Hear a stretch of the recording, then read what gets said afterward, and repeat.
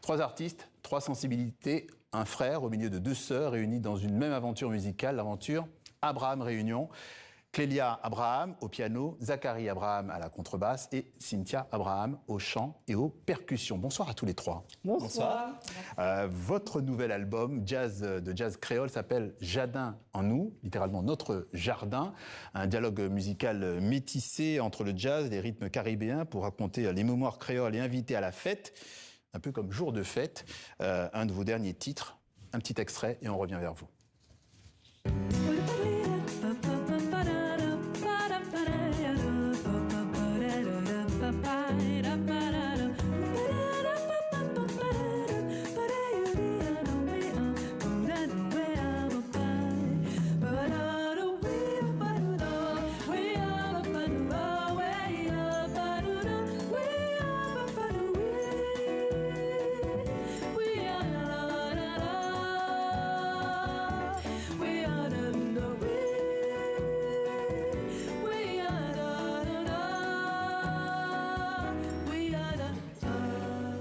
Voilà, et c'est plus fort que vous, hein. Vous entendez, c'est reparti. Vous êtes au micro, Cynthia Abraham, et on commence par vous. On vous écoute, on a l'impression que la joie arrive avant même les mots.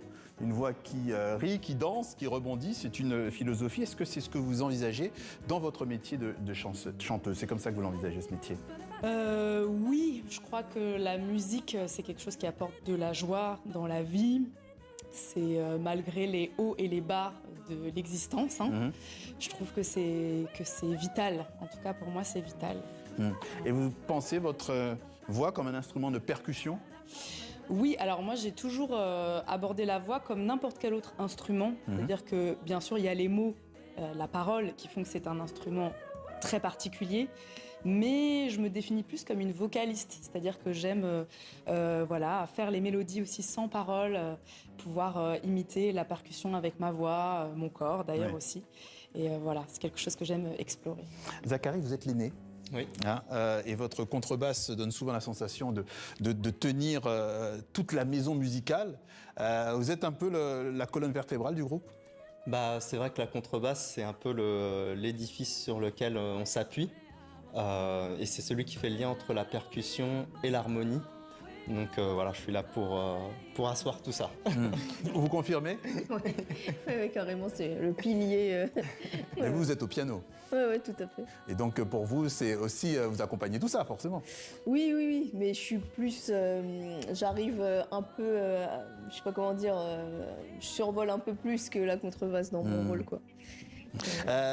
Votre piano, justement, c'est jazz, presque impressionniste, si on comparait un petit peu à de la peinture. Est-ce que c'est comme ça que vous construisez votre langage musical? La peinture? Oui, la peinture, par exemple, impressionniste. Dans la manière de faire, non? Vous n'y avez pas pensé? J'avais pensé à ça. Non, je suis vraiment peut-être plus dans l'émotionnel. Je crois que c'est plutôt ça qui m'aide à colorer, à choisir les couleurs que j'utilise. Alors, avant Abraham Réunion, vous aviez chacun vos chemins, vos projets, vos carrières. Est-ce que jouer ensemble, en famille, a toujours été une évidence pour vous? Alors déjà, on continue nos carrières en parallèle. J'entends bien, oui. Ouais. Mais alors, pardon, c'était quoi la question? Est-ce que en fait, ça a été une évidence pour vous, de plus petit, ou alors peut-être quand vous êtes devenu adulte? On a toujours joué ensemble. La musique, ça a été toujours un jeu. Zachary nous coachait à la maison. C'était vraiment... Ah, il vous coachait, oui. C'était lui qui était l'initiateur des jeux. Et pour nous, c'était comme un autre jeu, quoi. C'était vraiment un truc ludique qu'on faisait ensemble. Du solfège, c'était un jeu. Ouais, voilà, c'était vraiment un jeu. Et puis, il y a eu un gros moment où on n'a pas fait de musique ensemble. On a eu vraiment besoin de faire nos chemins. Vous me dites si je retranscris bien tout ça. Voilà, le besoin de se démarquer aussi de notre famille, famille de musiciens.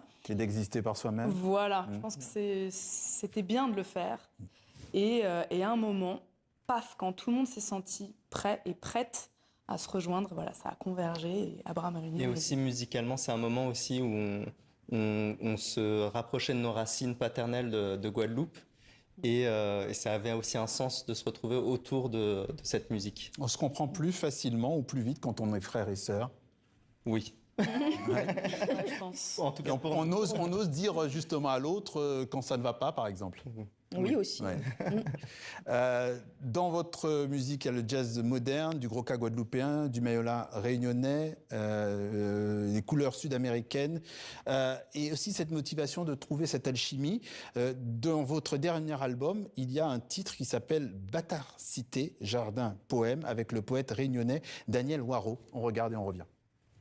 On tatoué si tu veux, achète tatoué si tu veux, ton blanc cité, gagne tatoué si tu veux, achète tatoué si tu veux, ton franc cité.